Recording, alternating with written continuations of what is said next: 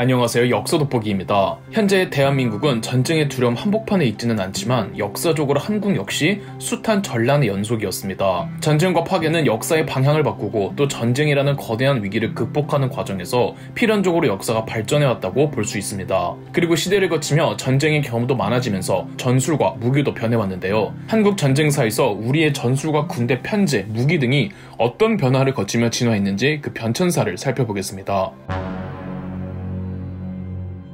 한국은 고대시대부터 거대한 세 국가가 서로 경쟁하면서 전쟁이 끊이질 않았습니다. 삼국시대 이전에 고조선을 잠깐 짚고 넘어가 보자면 고조선에 대해서는 기록이 거의 남아있질 않기 때문에 고조선의 군제에 대해서는 알 길이 없습니다. 다만 중국 측 문헌에 의하면 고조선은 장군이라는 국가의 국방과 군사를 책임지는 관직은 있었다고 합니다. 위만 조선 이전의 고조선은 청동기 시대에 만들어진 국가였던 만큼 아직 철기가 없을 때라 우리가 생각하는 정도의 잘 차려진 갑옷과 무기들로 무장했을 가능성은 없어 보입니다. 아마 원시적인 단계의 군대였겠죠. 그리고 위만 조선 때부터 본격적으로 철기가 고조선에 유입이 됩니다. 고조선에 기병대가 있었다는 확실한 기록은 없지만 고조선과 접해있던 흉노족의 영향이 분명히 있었을 테고 또 중국도 그때 이미 기병대를 서서히 운영할 때였으며 아울러 고조선의 전통을 계승한 고구려에서 수준급의 기마수를 유지했던 것을 보면 고조선이 정예 기병대를 운영했을지는 몰라도 이 기마에 대한 전통 문화는 분명 있었을 것으로 추정합니다. 고조선 멸망 후 한국은 원삼국시대를 거쳐 고구려 백제 신라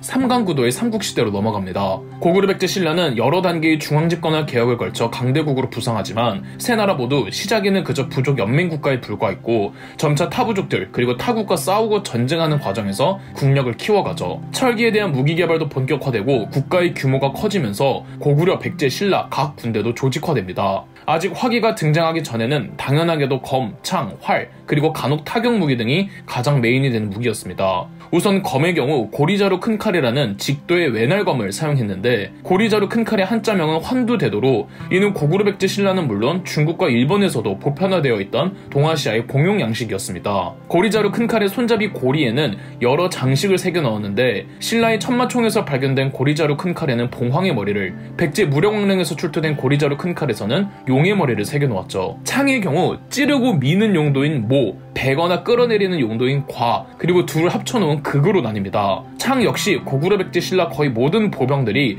검보다 더 많이 사용하던 무기였습니다. 그 중에서도 특히 백제의 창병이 정평에 나 있었습니다. 백제가 사용했던 창이 철겸창이라고 대형 낫과 가까운 형태였죠. 일본의 대형도 사치도가 백제의 철겸창의 영향을 받은 것이 아니냐는 설이 있습니다. 신라나 가야의 경우 양옆으로 갈고리가 갈라진 구창 혹은 요구창을 사용했고 또 신라는 보병들 중에서 장창을 사용하는 장창병 부대를 따로 편성해서 운영했습니다. 고구려 역시 창을 사용하였는데 보병이 사용하는 창보다는 이 기병이 사용하는 창이 더 길었고 고구려는 부월수라는 도끼 전문 부대가 있었습니다. 하지만 역시 한국인 주무기는 활 아니겠습니까? 특히 고구려 활의 성능이 당시 아시아에선 압도적이었습니다. 고구려의 활을 맥궁이라고 불렀는데 우리 북방의 민족을 일컫던 예맥 쪽의 맥에서 유래한 것으로 보입니다. 현재 맥궁을 복원할 수는 없고 다만 고구려 고분벽화에 그려져 있는 그림으로 확인이 가능한데 고구려의 맥궁은 길이는 짧은 편에 속하고 유난히 많이 휘어져 있는 각궁으로 그만큼 탄력성이 좋았다는 뜻인데 사정거리나 관통력이나 어느 면에서 그 어떤 활과 비교조차 안 될 정도로 강력했습니다. 중국집 기록 위서에는 고구려에선 맥궁이라는 좋은 활이 산출된다 라고 기록되어 있습니다. 더불어 고구려 기마병들이 말을 타며 뒤를 돌아 활을 쏘는 배사법,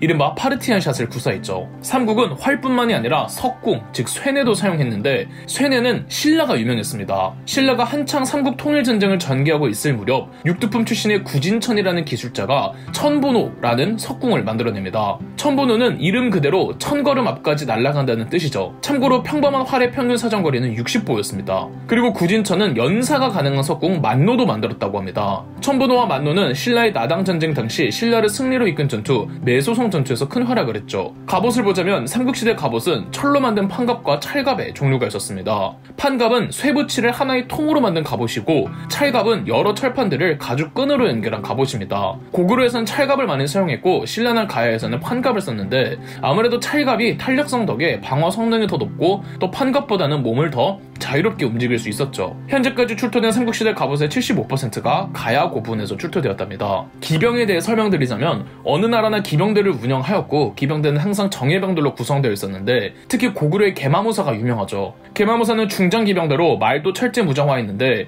이 무장화한 말을 개마라고 했으며 개마를 탄 기병 부대를 개마무사라고 불렀습니다. 신라의 경우 청소년 집단인 화랑도가 전쟁터에 참전하기도 했습니다. 대표적으로 대가야 멸망전에서 활약한 사다함과 황산벌 전투에서 전사한 관청이 있죠. 그런데 의문점은 과연 삼국시대의 군대가 상비군이었느냐는 겁니다. 고구려의 개마무사 같은 특수 기병대는 아마 상비군이었겠지만 기타 병력까지 그랬는가 하면 회의적이죠. 고구려 백제 신라보도 부족 연맹으로 시작을 했고 부족장들은 귀족으로 편입이 되면서 세 국가 모두 물론 국왕의 직할부대도 있었겠지만 병력의 상당 비율이 귀족들의 병력에 의지했을 것으로 보고 있습니다. 더불어 수군의 경우도 분명 존재하기는 했습니다. 고구려 광개토제왕이 백제의 수도 한성을 공격할 때 한강을 따라서 수군을 보내기도 했으며 신라가 일본 원정에 나서기도 그리고 나당전쟁 최후의 전투였던 기벌포 전투는 신라의 시득이 이끌던 신라군의 해전이었단 말이죠. 다만 수군이란 별도의 부대가 따로 있었는지 기존의 육군이 필요에 따라 그냥 배에 타서 싸웠는지는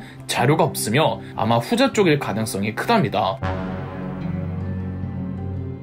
고려시대의 무기들을 살펴보겠습니다. 고려도 여전히 검창, 활 위주였습니다. 고려의 검도 똑같이 외나령 직도, 고리자루 칼, 일명 환두도를 사용했습니다. 고리자루 큰 칼에서 고리자루 칼이 된 건 뭐 다른 변화가 있는 건 아니고 칼의 도신 길이가 다소 짧아집니다. 보병들은 검보다는 창을 더 보편적으로 썼거든요. 이 지휘관들은 양날검, 단검을 사용했는데 단검 같은 양날검은 지휘관들이 상징적이고 권위적인 목적으로 차고 다녔습니다. 여전히 고려도 활과 석궁에 대한 의존도가 높았고 고려시대 때는 연사가 가능한 석궁도 많이 제작되었습니다. 고려군은 2군 6이라는 중앙군과 지방군으로 나뉘어 있었습니다. 전시, 문관대를 사원수와 부원수 혹은 사원수, 중원수, 하원수로 임명해 군을 지휘하게 하였죠. 2군 6이 중앙군은 6대왕 성종 때, 지방군은 지방행정구역을 정비한 현종 때 운영하기 시작했는데 그래서 아직 현종이 등장하기 전이었던 거란의 1차 침입 당시에는 오로지 중앙군으로만 싸웠고 이때 더 많은 병력의 필요성을 느껴 8대왕 현종은 지방행정구역을 정비한 후 지방군 동원 체제를 확립하죠. 지방군은 당연하게도 상비군은 아니었으며 중앙군 2군 6위의 경우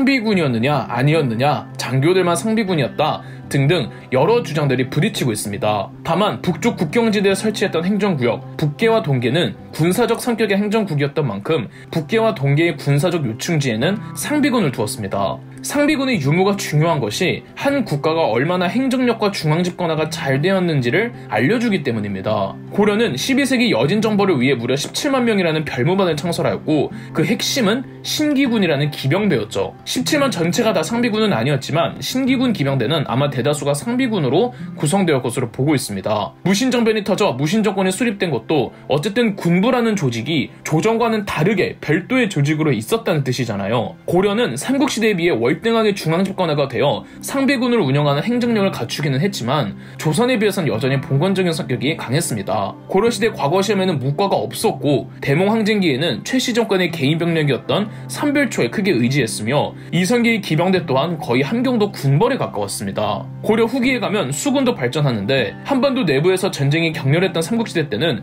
강을 이용한 전투가 많았지만 고려의 전쟁은 외세와의 전쟁이었고 또 대부분이 북방의 민족들이라 수군에 대한 발전이 크게 이루어지진 않았죠. 그러다 고려 후기 외구의 침략이 잦아지자 본격적으로 수군 논의가 이루어졌는데 최영은 공민왕에게 고려군 전 병력을 수군으로 전환시킬 수 있어야 하며 군함 2,000척을 만들자고 제안했죠. 당시 고려 전함이 다 합쳐서 100척 내외 정도였으니 최영의 주장은 파격적이었습니다. 2,000척 건조는 공민왕이 부담스러워했는데 이희와 정지 등의 주장에 따라 차라리 해전에 특화된 수군을 별도로 창설하자는 건의를 받아들여 한국사 최초로 육군과 독립적인 조직으로서 수군이 양성됩니다. 1383년 정지 장군이 이끄는 47척의 고려 수군이 남해안의 관음포에서 왜구 120척을 격파하면서 드디어 고려 수군 창설에 결실을 보였죠. 고려 말 왜구의 잦은 침략은 수군뿐 아니라 여러 방면에서 무기와 군사의 진화를 촉진시켰는데 그중 하나가 바로 드디어 화약이 한국 전쟁사에 도입된 거죠. 화약은 일찌감치 중국에서 만들어졌으나 그 비법을 외국에 절대 공유를 안 했습니다.